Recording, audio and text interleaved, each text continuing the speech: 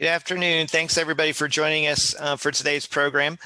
It looks like we have opened up the portal, so everybody is starting to join us now. My name is Fraser Cobb. I am the Executive Director of ACRO, and just appreciate everybody joining us for today's program. Just a couple housekeeping items. We do have a series of presenters today. They're going to be presenting the content. We do have an opportunity to engage them with questions, so we'd encourage you to use the chat box to submit questions as we go through. And I'm going to work with our panelists to moderate some Q&A at the end. But with that, I'm going to save most of the time today for our speakers. So I'm going to turn it over to today's host for the program, Dr. Ben Wilkinson. Dr. Wilkinson, take it away. Good morning. Thanks, Fraser. We are excited about this topic today, and just say thank you to everyone for taking time out of their busy day to go over this important topic. We have some terrific speakers that are joining us, Tony Koba and Aurora Young. Tony is the leader of ECG, which is a management company valuation services practice. He is a national expert in valuation and provider total compensation, so how much as physicians we get paid and what contracts are capable of being executed. And he has extensive experience that allows him to support healthcare organizations both in federal and state investigations, so he has that experience as well. Aurora Young has more than 20 years of experience in healthcare consulting. She has extensive knowledge in the determination of compensation arrangements, and she works with clients across multiple healthcare organization structures, including some of the nation's largest health systems. And then I am a member of ACRO and have participated in our college for now over maybe 12, 15 years. And I want to full disclosure, the knowledge I'm sharing today has come from some very smart people that have helped me along the way, including several of our own ACRO members. Also, Ron DeJamo, who's been a terrific friend to ACRO over the years with Revenue Cycle, and then Steve Rice with IHS, who I've consulted with in the past, and his team that have been terrific as well. So I want to give them some of the credit. With that, our purpose for doing the presentation today is to share some insight on how hospitals and academic departments and private practices determine total compensation for physicians.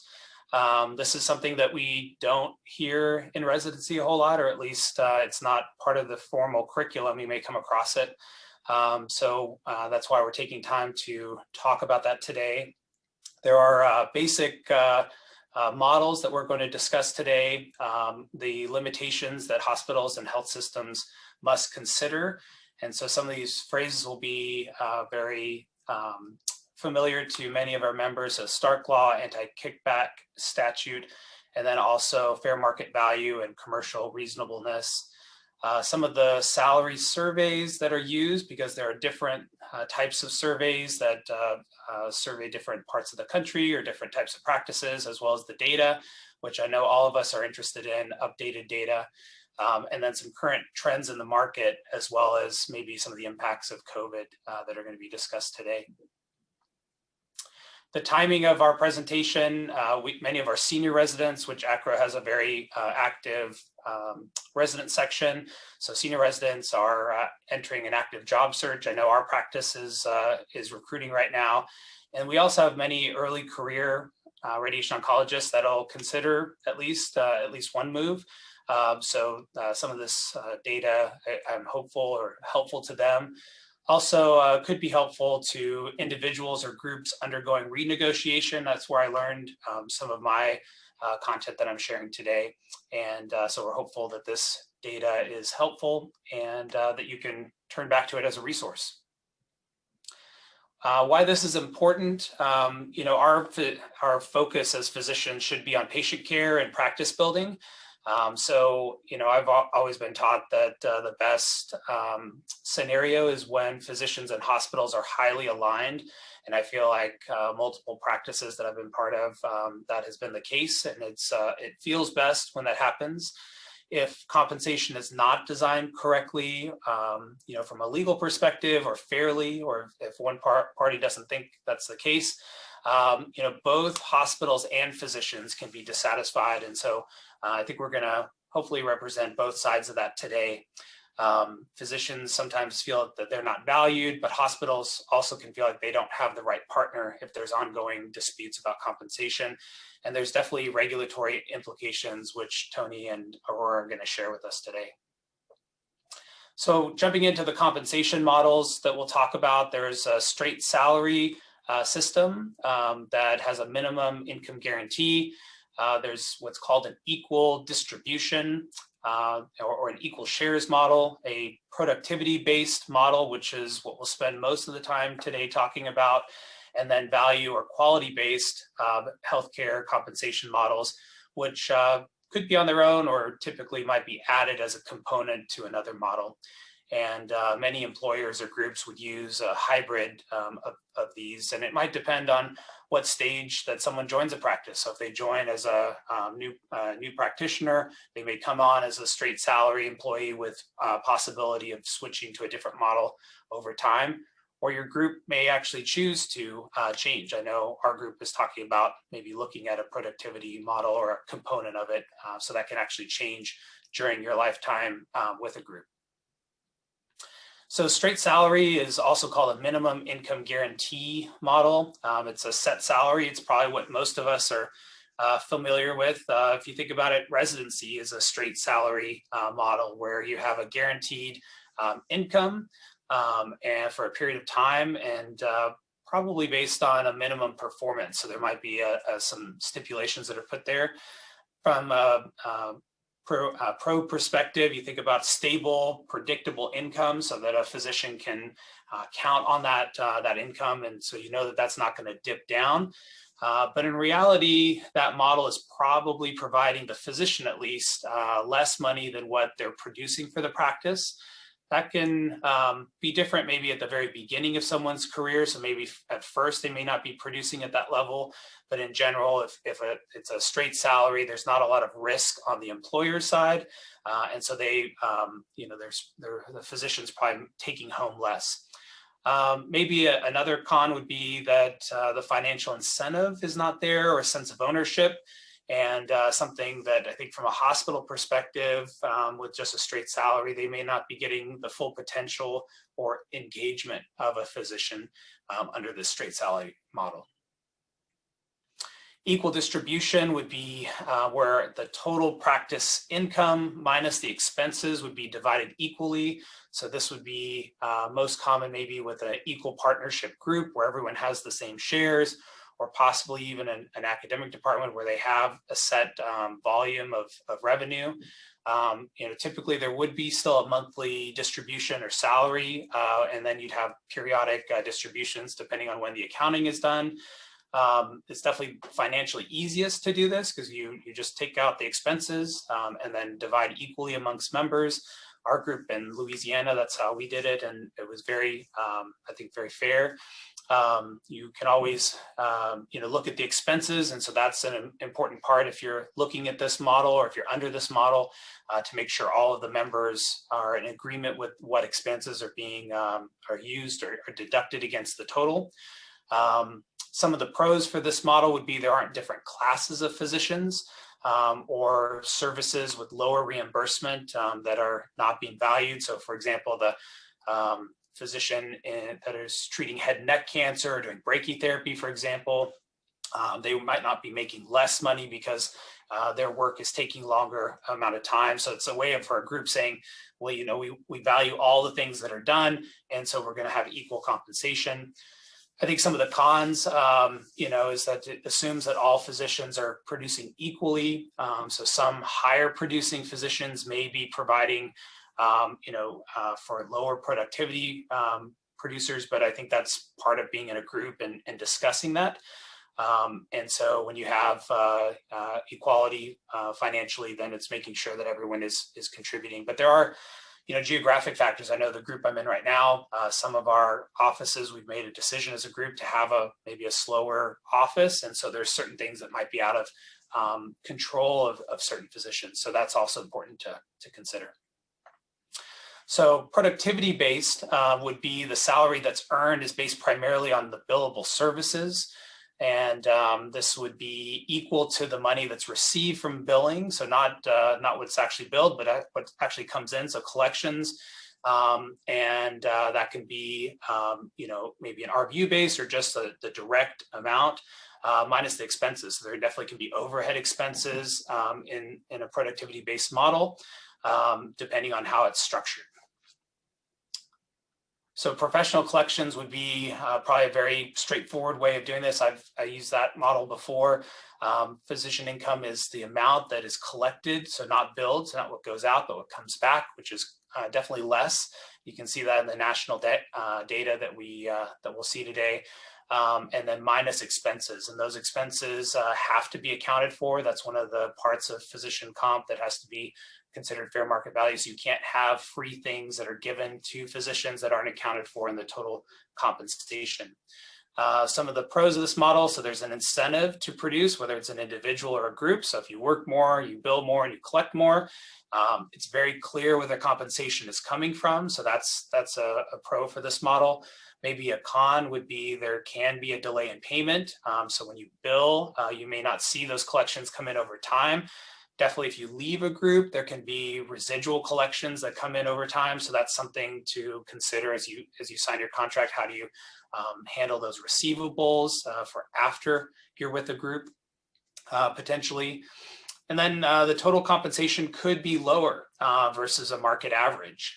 And so this is something that's a reality, that if you're being paid only on professional collections, which is definitely a model that's out there, that there could be higher compensation in other parts of the country or even in your region.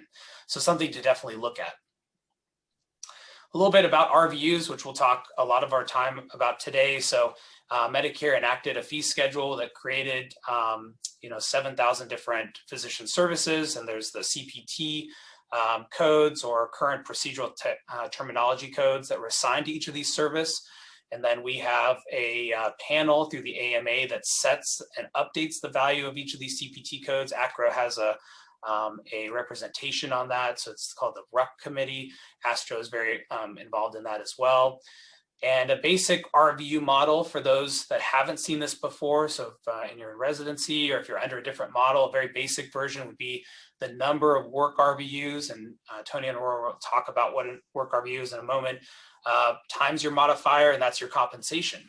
So for example, if you had 7,000 work RVUs and you had a modifier of $50, and you multiply that out, then that would be $350,000, which in any line of work is an excellent salary. And benefits typically are not part of that, when we're trying to compare RVUs just to have apples to apples, but that could definitely be taken into account when a health system is paying a group or an individual. Additional amounts can be added, such as directorships, like a medical director or research director. There can be quality incentives. But I think the key thing is that it's not just picking a number, it's saying that these total amount has to be within a fair market value range. Here's a couple of the most common codes.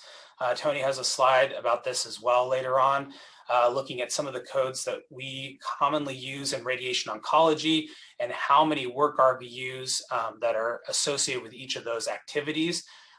Clearly, you can take a quick look at this and realize that supervising an IMRT plan is going to generate much more than having a day full of clinics. So if you have multiple IMRT plans or basic plans that you're doing, even a day full of a lot of OTVs can actually generate many more RVUs than seeing a day of clinic. But we all know you have to see the patients originally to kind of get to that plan of having those treatment plans to supervise. Here's a couple different models. So straight RVUs, and this is helpful just visually for me to see this. If you're on a straight RVU, it means that if there was a significant dip in the number of RVUs, your total compensation could definitely be lower. On the plus side of having straight RVUs, you might have a upward potential that could be, quite high, depending on how much work there is. Now, the work still has to be done, but you kind of see it from a linear perspective what that might look like. Another option would be a RVU model with a floor or a threshold. It does provide some security for the physician perspective, and even from a health system of saying, hey, we know our physicians are going to be compensated, not be worried if there's a dip. But the amount per RVU might be lower, so you may be trading something for that perspective. The other example would be an RVU maybe with a ceiling. And so for this graph, I have both a floor and a ceiling. And so this could be a cap or capitated amount. It limits the maximum income.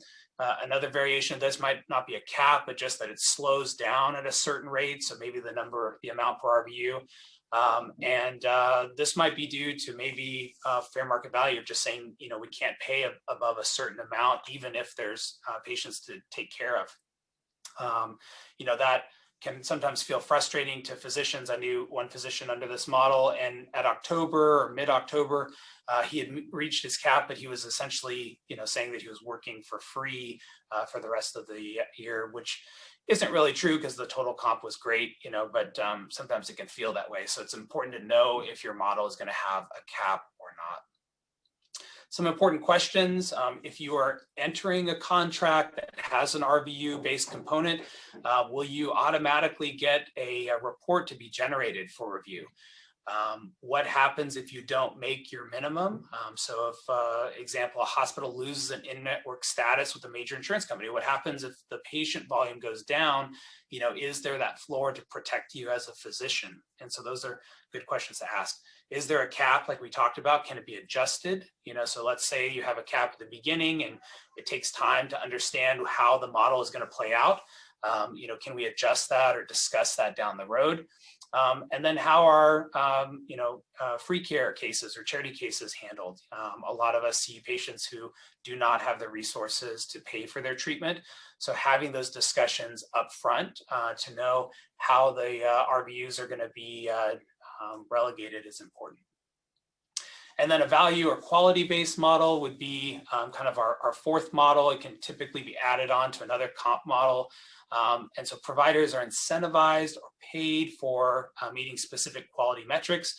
That would be maybe timely completion of documentation. So, how quickly you get your consult notes done or follow-up notes done, how quick you are to contour, you get your contours done. So is it a 48-hour turnaround or 24-hour turnaround that allows other people in the department to keep moving forward?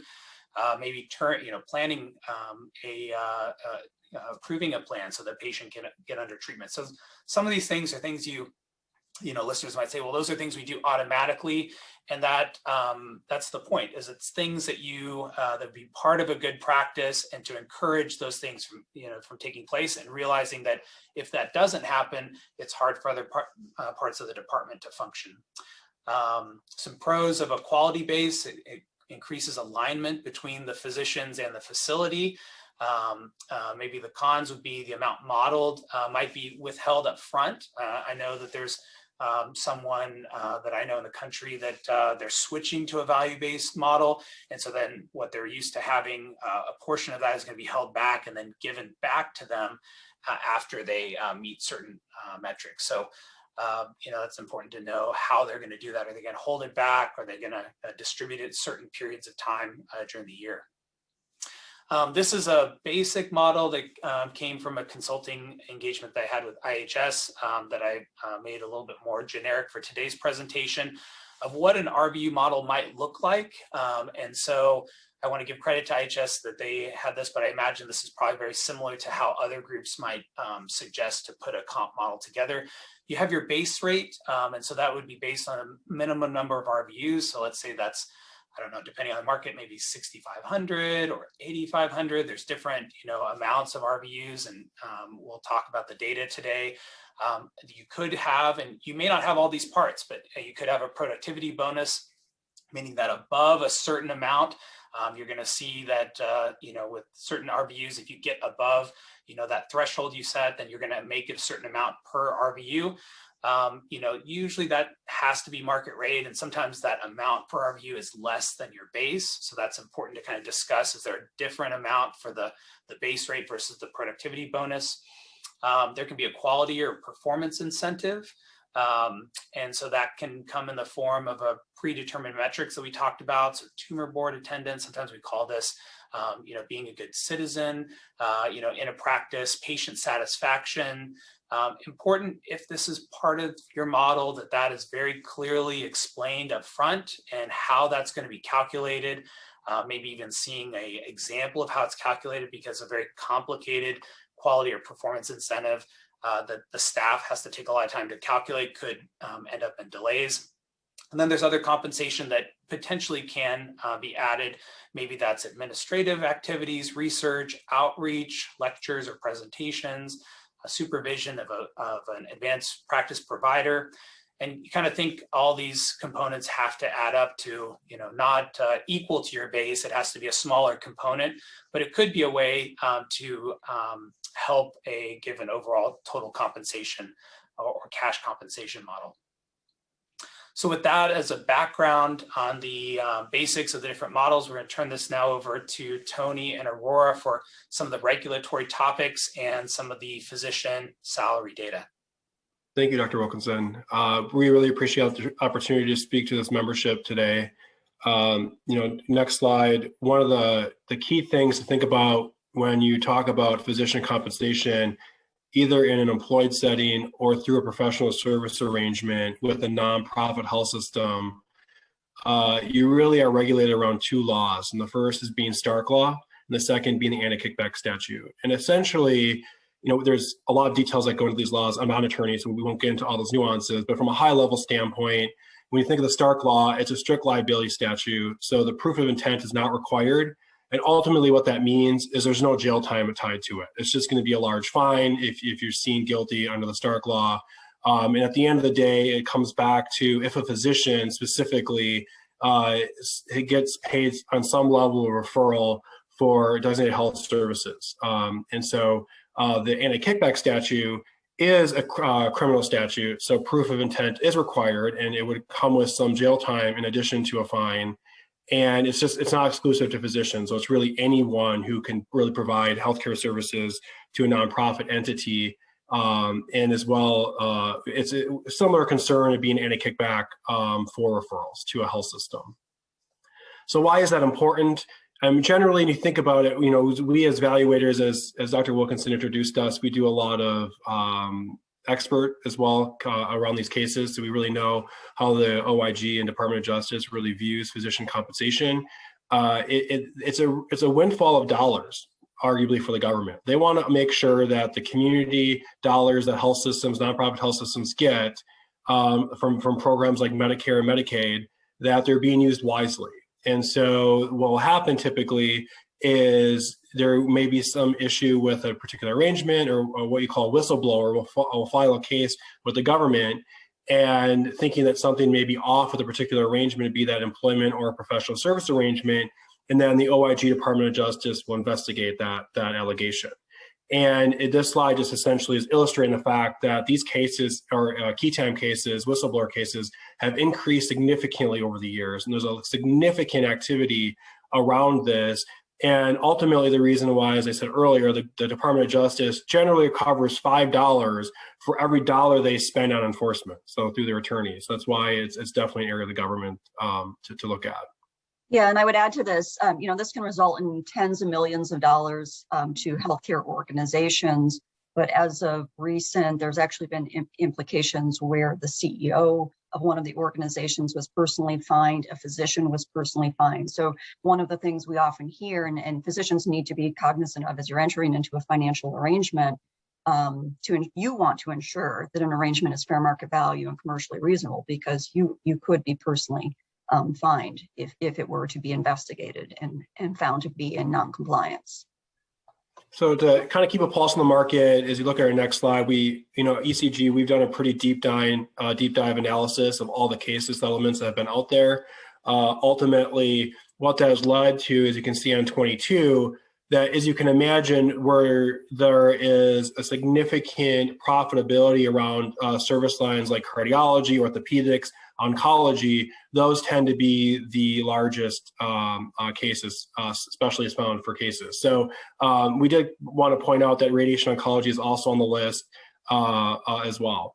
And when you think about it, some of the things they're looking for, and we could dive a lot deeper in these cases, but ultimately, there's like terms like stacking. So you have a lot of different comp components. So you might have clinical comp and medical directorship comp. There might be a call pay element. There might be an APP supervision payment element. And when you stack all of those compensation components on top of each other, you end up having a total compensation package that's outside fair market value. So there's just some uniqueness. Ultimately, the government sort of takes the standpoint that if a physician is receiving money, it's arguably for referral. So it's our job as evaluators to always prove the point that that's not what the overall arrangement's about from a 30,000 foot level. So Tony, I think this is interesting, that radiation oncology is on the map. I think a lot of us on the call might say, well, gosh, we're such a small specialty, or maybe this isn't of interest. But I think my takeaway from this slide is that we are. And so there are cases that are, in our field. Absolutely. So what are the key terms? On 23, essentially what we're trying to address when we're reviewing overall structure between a hospital and a physician is essentially making sure the arrangement's fair market value. So the first concept is a lot of the times argued as either being a science or an art. And fair market value really is the science. So traditionally you use market data, it's a quantitative approach, and you're thinking about the idea between a hypothetical buyer and seller as they sort of negotiate with each other to form that arrangement. Then there's the commercial reasonableness element to it. We'll dig a little deeper in some slides on these topics. But overall, it's really the art. So why would two parties come together under this transaction to have a physician provide services to a nonprofit entity? And is there any sort of other things that are happening that would justify that relationship? And then the concept of reasonable compensation is generally from the IRS guidelines, from the tax exempt status, to ensure that there's a process in place for compensation to be reviewed to be fair market value and commercially reasonable. And so then on the next slide, to kind of digging deeper into this, there's a lot of words that come around what fair market value is, but at the end of the day, and again, it's making sure that the willing buyer and willing seller, under no other circumstances coming together, which is really arm's length transaction, to make sure that they're being delivered a fair market value rate for their services. And again, ultimately what that means in the next slide, I think it's really meaningful to spend some time on this slide, is that making sure you're looking at pay relative to reported benchmark surveys. And so I'll just spend some time on the left-hand side for now. If you think about compensation relative to productivity, on the y-axis, you have compensation percentiles. On the x-axis, you have work review, or as Dr. Wilkinson alluded to earlier, you may have collections. That's also a measure of productivity. And as physicians become more productive on the x-axis, their compensation generally aligns. So you get higher levels of income. And so if you actually open the surveys, and Aurora's going to talk about some of the surveys in a bit, if you actually open the survey sources and you pick the 50th percentile comp per FT benchmark, and you pick the 50th percentile work RVU benchmark, and you do that math, comp divided by work RVUs, and you take the 75th by the 75th, the 90th by the 90th, you end up getting a pretty close median reported compensation per work RVU rate. So if you take that bottom left-hand corner to the top right-hand corner and draw a line, that really represents the 50th percentile compensation per work RVU rate. Well, as Dr. Wilkinson alluded to earlier as well, is in different markets, there's different levels of payers, payer mix, reimbursement rates, and it really has an impact historically on how physicians get paid. And so you might find physicians get a higher comp per RVU rate in some markets, like my home state of Wisconsin, or they have lower comp per work RVU rates in states like Kentucky, right? So there's just drawing some conclusions on some extreme examples on rates. And so arguably what we're trying to illustrate here on these graphs as well is that the green is a really safe zone to be. Yellow is also safe, but generally you want to have a documentation from a third party. And then red is an area of concern where you really either want to have documentation or there might be some regulatory issues. And so on the right-hand side, we just want to add some commentary around this graph. So what we typically find is many providers are really positioned well within that comp relative to productivity range and will continue to earn higher levels of comp for higher levels of productivity. if you're in the red, you're likely maybe a luminary physician. Your comp may not be tied to productivity. It might be an academic institution where you have other things really justifying your higher levels of pay, and it's not productivity. And then also in independence, we generally find that if a health system is going to acquire independent practice, when we actually do a market assessment, we find that physicians generally want to align with health systems because over time, they see their doc continue to decrease from a comp relative to productivity standpoint. So you start getting to that lower right-hand side of the scatter graph. So then thinking about the next slide on 26, just we talked about fair market value being the quantitative, the market data. Now really around the commercial reasonableness, the art, these are the kind of questions that health systems need to address. And we as valuators or comp experts will help health systems and physicians work through. But again, you have to make sure there's a business rationale, that you also look at making sure that there's some level, and although the recent Stark regulations came out, it said there doesn't have to be a profit on the professional side for the health system to make it commercially reasonable, but we still make sure we look at that, right? So ultimately, if a health system takes a significant decrease from the professional side or loss, the government may question why would the health system, a willing buyer of services, enter into that arrangement.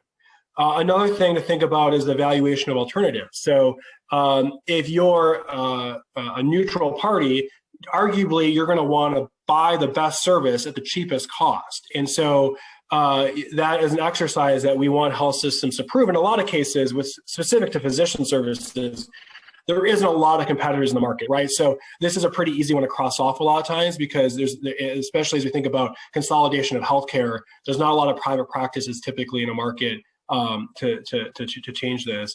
And then some other key concepts, just talking about risk versus reward. And then an element that comes up a lot is just the term of the arrangement. So historically, 10 plus years ago, we may see agreements that might be greater than 5 years.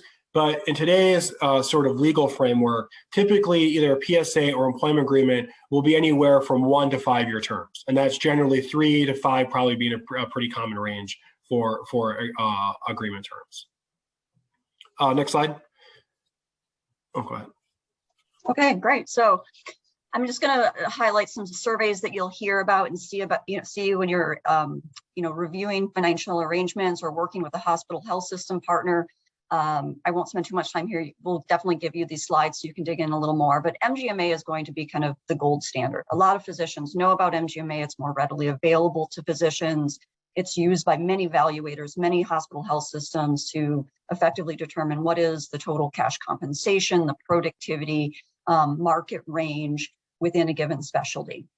There are other clinical compensation surveys out there like AMGA, Sullivan & Cotter, ECG, all consulting firms, but AMGA also being an association group.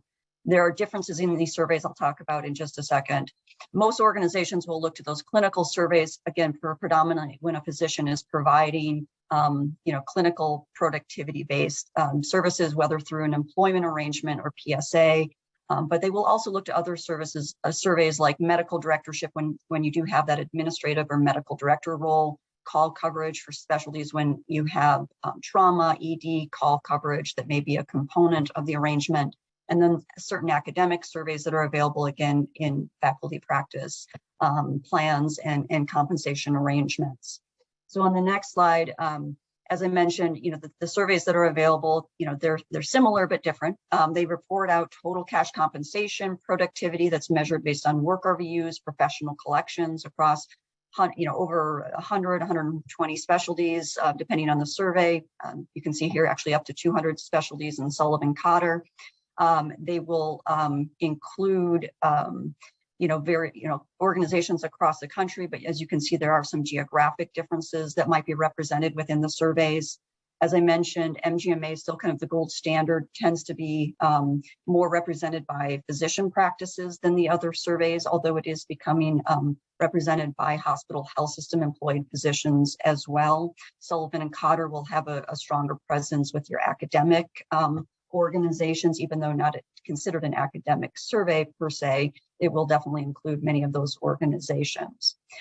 One of the things I'd like to also note is, this is the total cash compensation that's paid to an employed physician. So while this data may be referenced in a PSA, there may be additional factors in a PSA. So PSA is a professional services arrangement between a private group and a hospital health system entity. Things like fringe benefits, malpractice, those additional expenses that the physicians would incur as a private group, but related to the professional services that they provide. So next slide.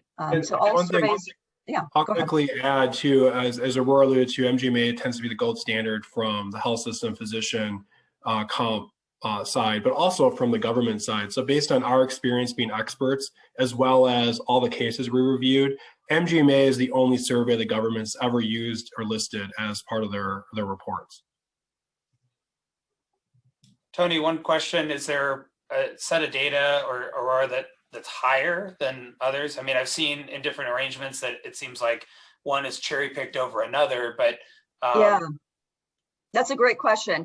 Certainly, there are some differences in the surveys, and sometimes it varies, frankly, based on the specialty. That's why we would say, as evaluators, we try to use 3 surveys whenever possible, so that you aren't cherry picking. Because number one, that's not a good thing. The government does not look favorably on cherry picking when you pick one survey for one component of pay or work reviews or specialty compared to another. But evaluators will often try to use 3 surveys whenever possible, so that they have the most robust sample size, but also a broad representation. Because ECG, for example, you can see has a bit more of a Western presence, non-academic. MGMA, again, is going to have more of your private practice, where ECG, for example, is more hospital health system employed. AMGA is going to be your large multi-specialty group practices for the most part, has a bit more of an academic presence in it, as you can see on the slide. And then Sullivan, again, has more of an academic. So that's why we'll use 3 surveys. We'll do a weighted average. And many of our hospital health system partners are definitely doing the same in their own governance of comp plans today. Now, some organizations still may look predominantly at MGMA. It's a very robust, long-standing survey, but more and more organizations are starting to look at multiple surveys, again, for the same reasons that their evaluators do. And because MGMA continues to have more independent practices, we would say it does tend to be skew higher, because again, those are physician practices who may not have aligned with health system yet, because they may have favorable reimbursement rates, payer mix, that sort of stuff, really helping drive higher levels of comp relative to their productivity metrics. So if you had to ask us and put us on the spot, if you wanted to cherry pick, MGMA is probably the best for radiation oncology, even the other specialties. But ultimately, to Aurora's point, from a regulatory standpoint, all nonprofit health systems should use multiple surveys to derive fair market value comp. Mm-hmm. So the surveys report national data, and on the next slide, you can see they also report regionally. This is just a sample of what MGMA is reporting in the 4 broad regions. They have additional benchmarks available for some minor regions and states. But again, from a valuation perspective, we typically rely more heavily on the national data set. As you can see here, these regions really sometimes don't make sense. If you are a physician in North Dakota, are you really comparable to a physician in Ohio?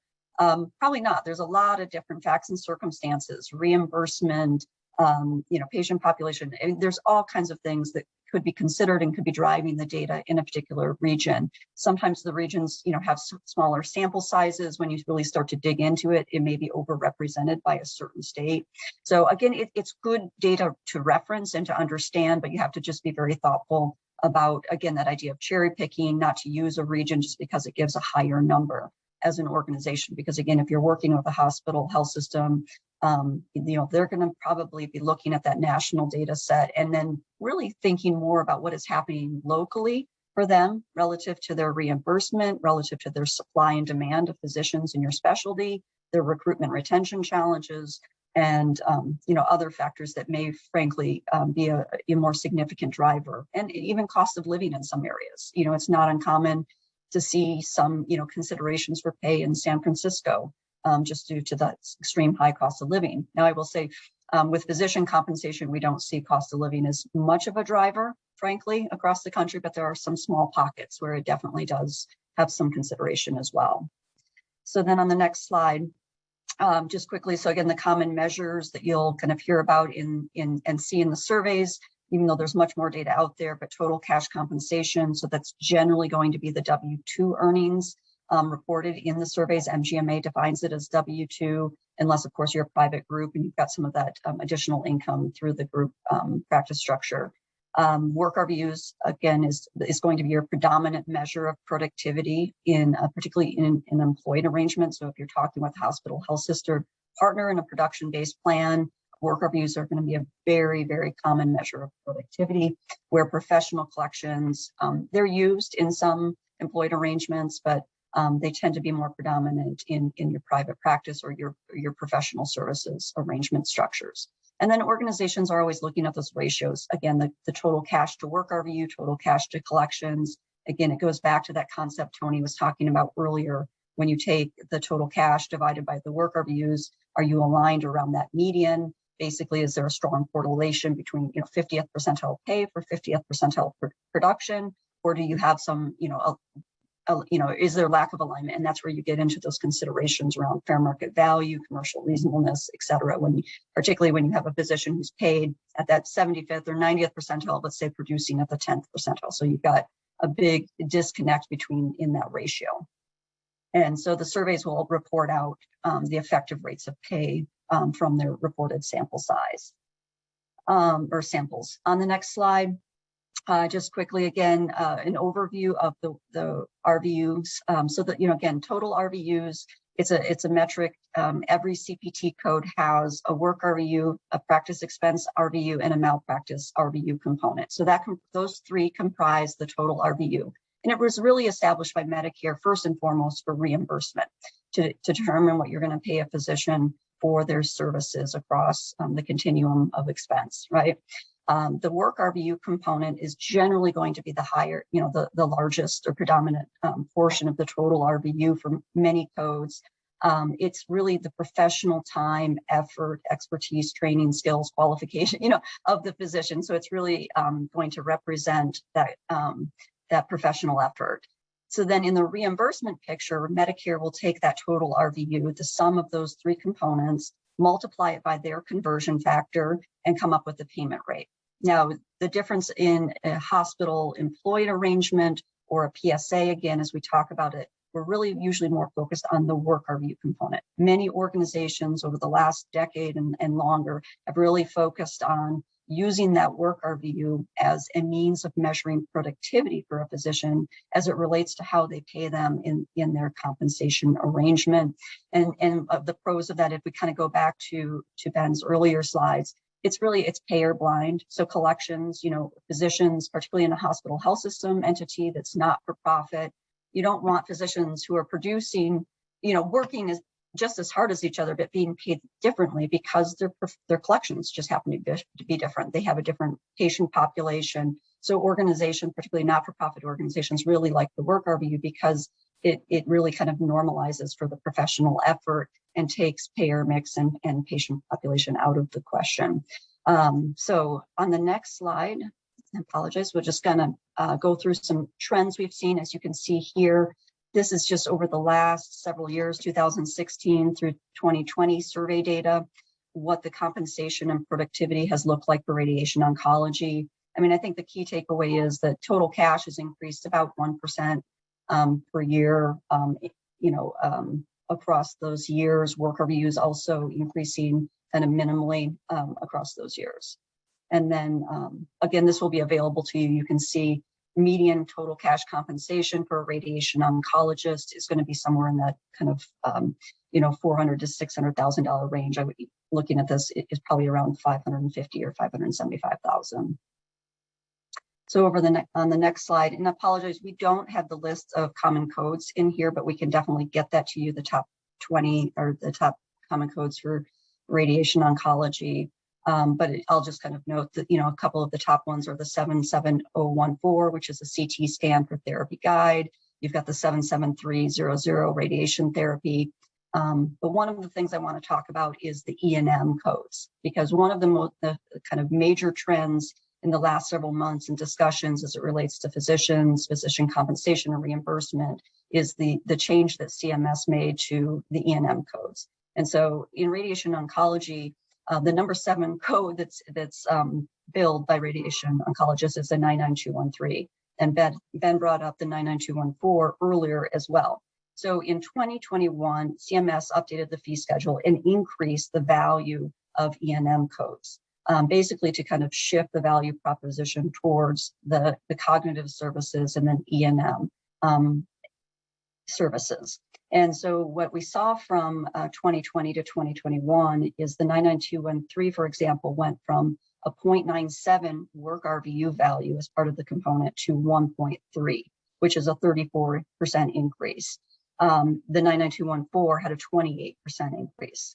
And so in true CMS fashion, they're shifting the work RVU component, they're increasing the work RVUs in certain E&M codes, but reimbursement is typically budget neutral. So what they've done then is they've correspondingly decreased their conversion factor. So they basically took the totality of volume and total RVUs and determined what would be the conversion factor. We'll pay groups for their total RVUs across all services, and what is the conversion factor that needs to be budget neutral so that they could take into account the significant increase in the work RVU component.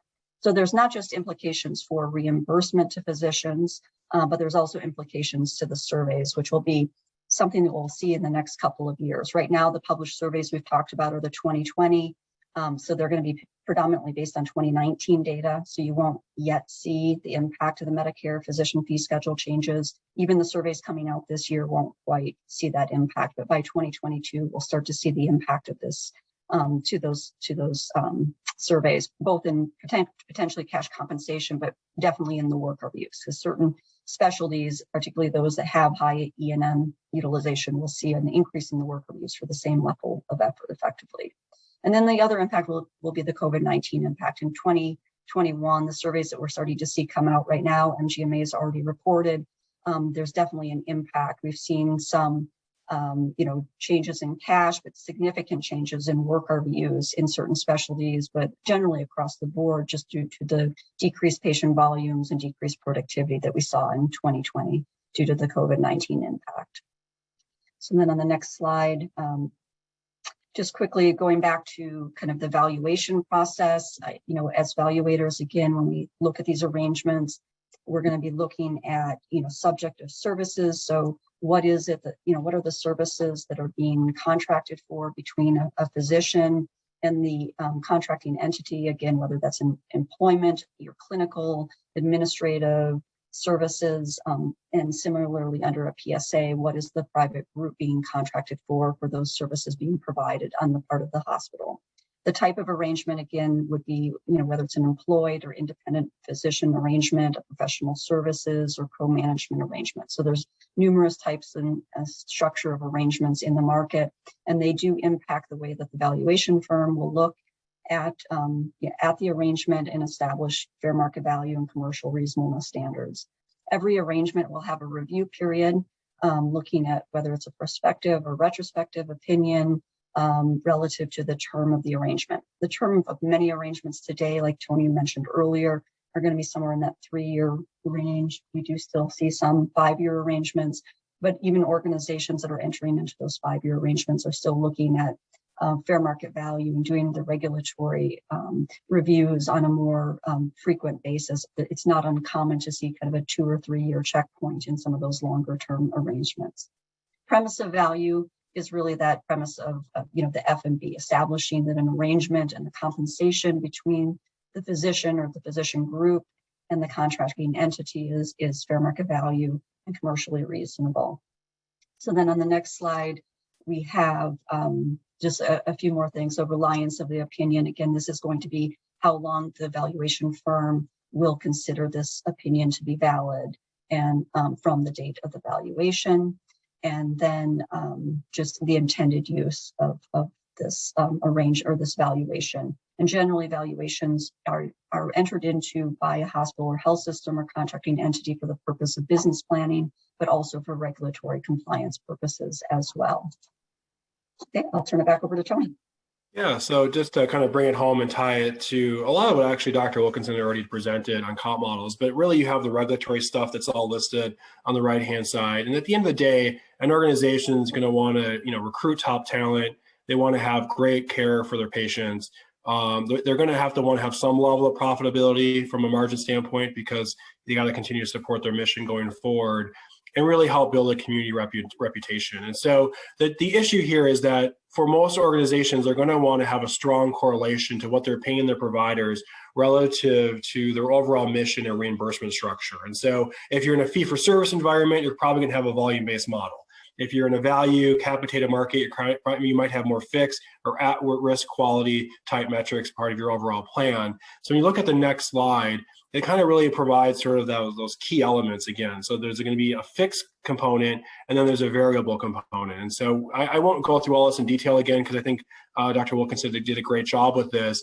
But ultimately what happens is you can imagine the levers are going to vary on the next slide, depending on the market you're in or the certain circumstances you have. And so if you're a new recruit coming into a new employment arrangement, you're generally going to have a pretty significant part of your pay fixed. It's going to be an initial guarantee. And ultimately, from a global sort of philosophical standpoint, the organization is going to want to get you comfortable with the standard comp model that they have in place. And so typically that probably be a work RVU model, and you get paid per work RVU and have production thresholds. So as you become more an established provider after your first 1 or 2 year guarantee, you're probably going to move more towards the variable side, at least at the 5th or 6th bar charts down, where you're going to have some level tied to productivity, some level of fixed, and some level of value or non productivity based compensation. So kind of talking the next slide about those elements. Generally, if you look at the quality or value piece, it'll tie to around 5 to 15% of your overall pay on average. It could be tied to things like access, quality, clinical indicators, patient experience, as well as if there's some cost containment elements to the overall plan.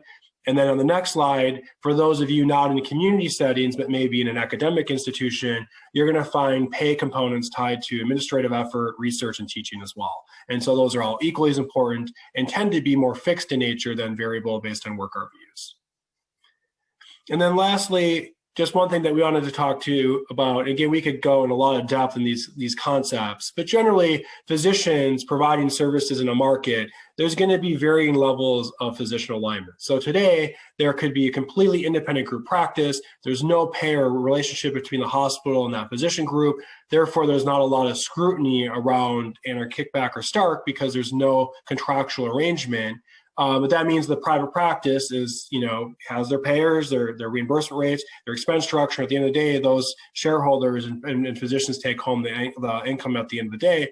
Whereas you become more aligned, so in the middle of that would be a PSA structure where the dollars come over through the agreement, and then the medical group can choose how they allocate those dollars to the shareholders and the physicians. And then likely the far right would be fully integrated, fully aligned, which would typically be employment model. And the physician would generally get paid directly from that medical group or nonprofit entity. So with that, I'll turn it back over to Dr. Wilkinson.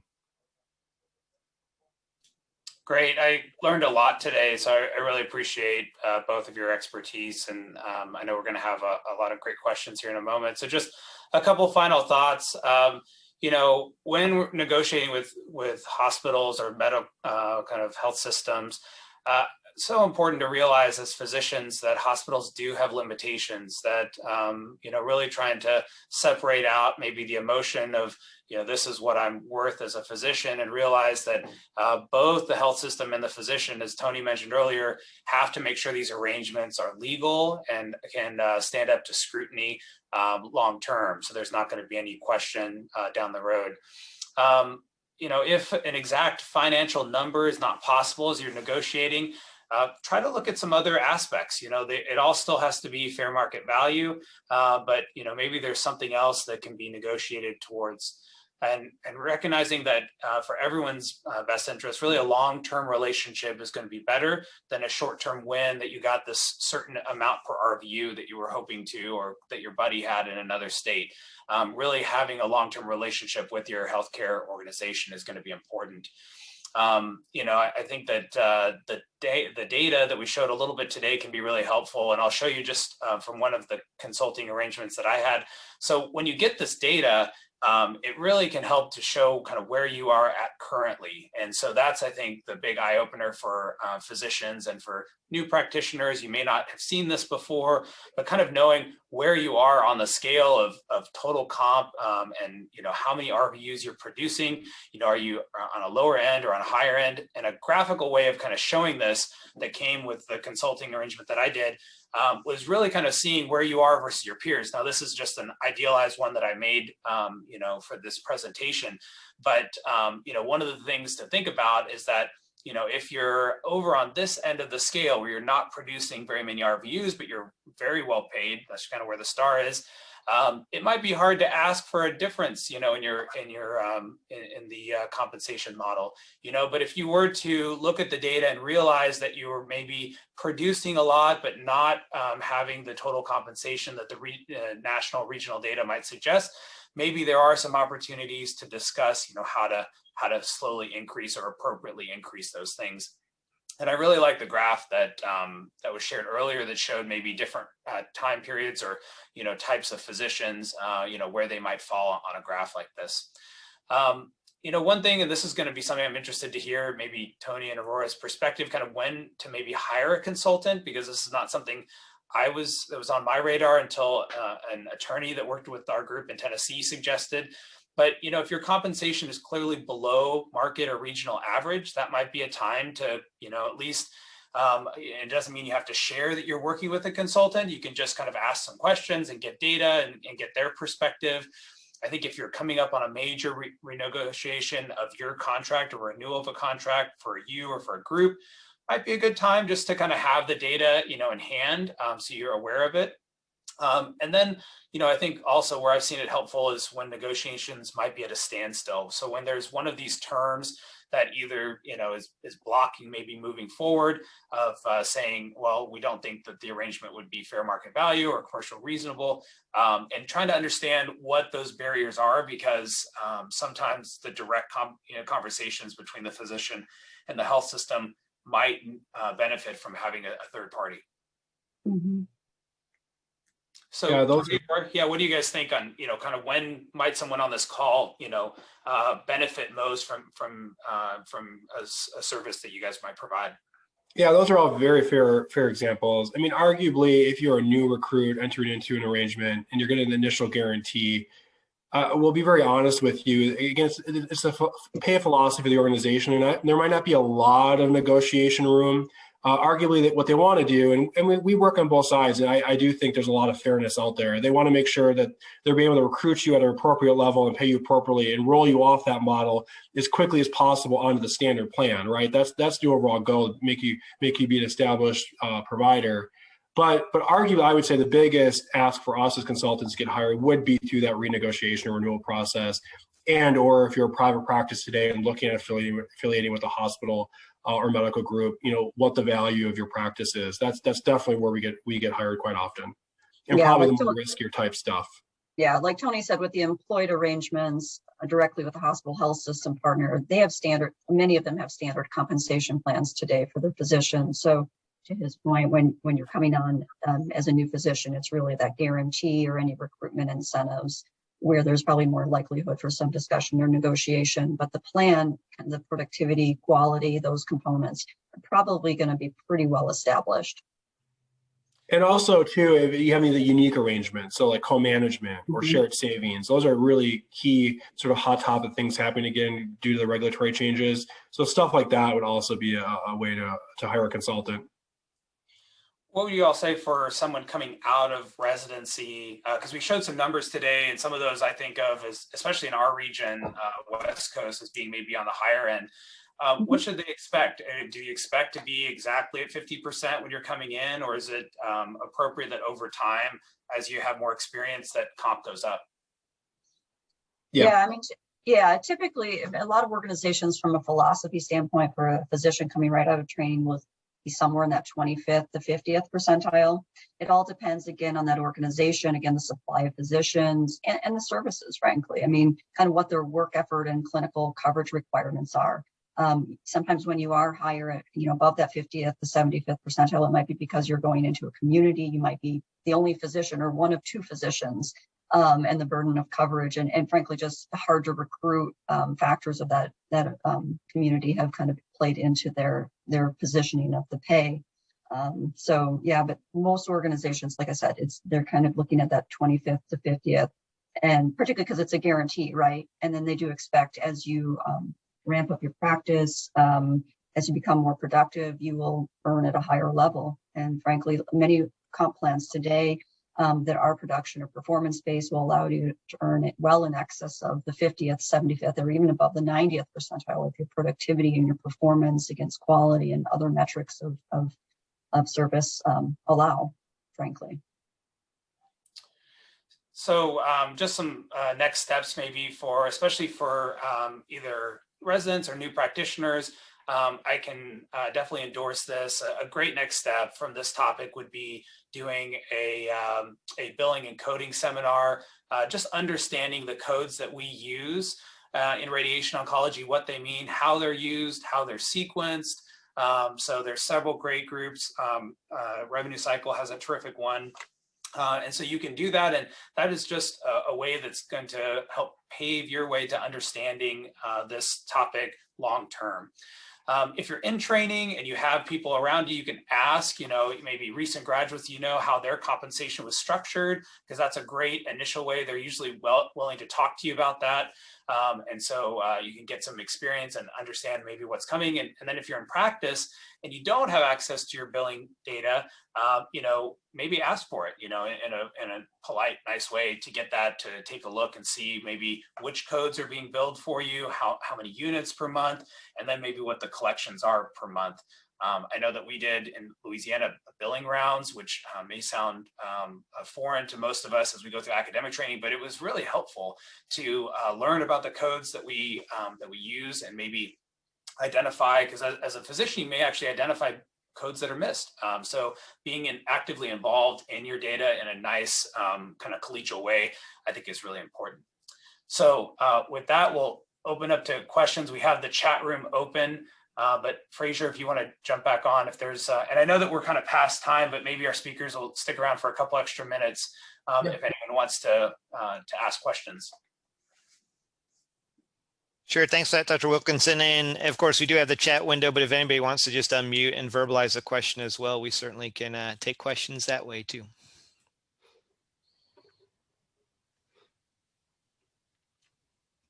One final opportunity would be to raise your hand too, and I could call on you also.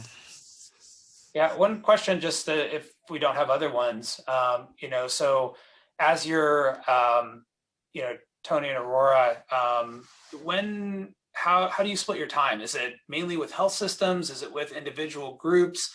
I think that was something I was maybe not surprised by, but I learned that sometimes there are definitely conflicts of interest, and making sure who is represented by the health system, or do you ever represent both the health system and an individual?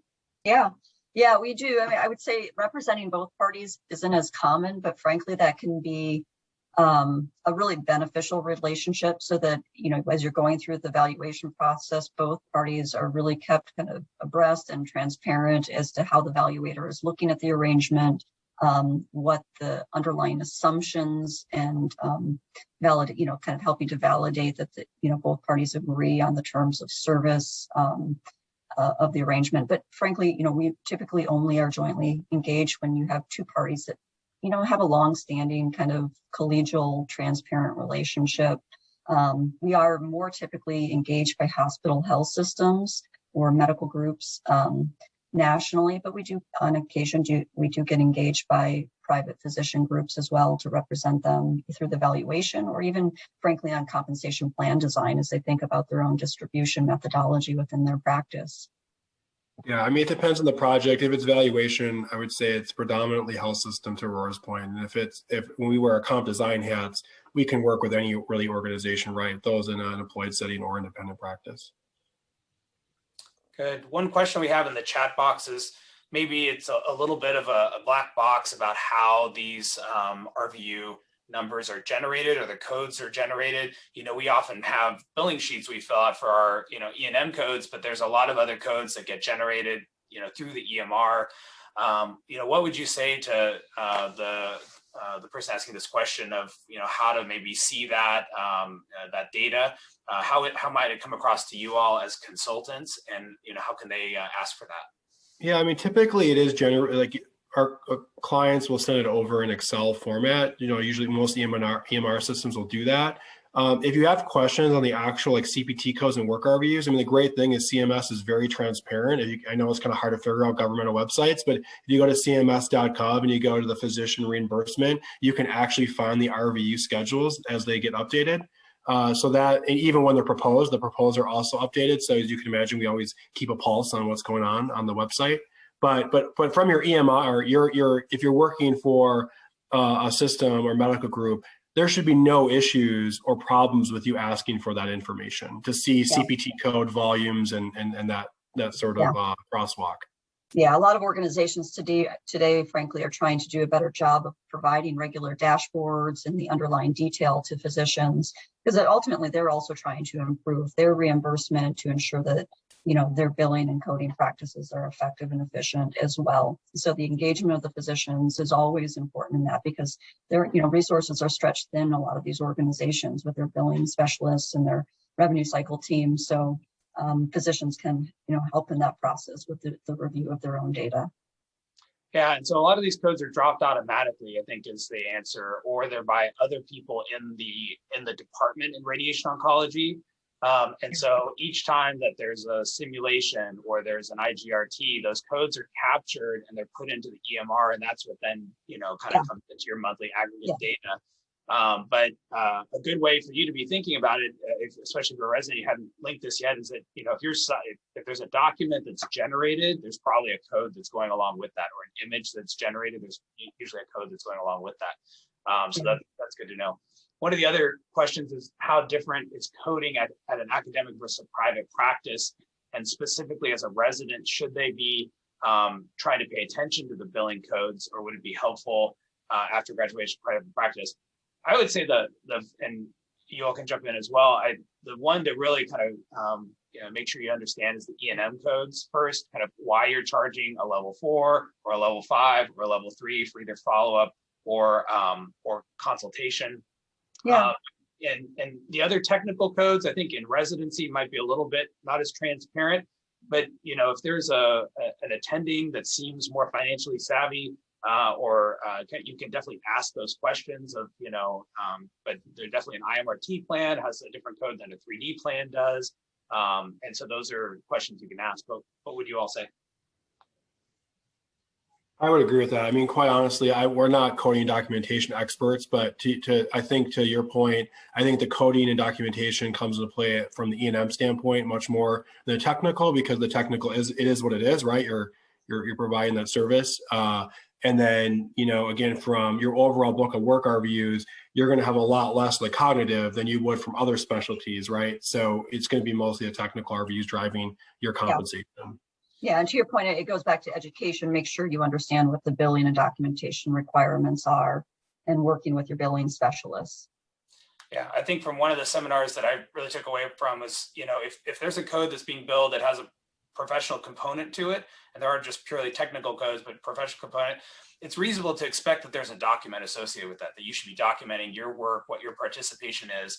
And so if you're in practice right now and there's a disconnect between not knowing what codes are being charged for your work and maybe the documentation, that's a good thing to maybe pay attention to.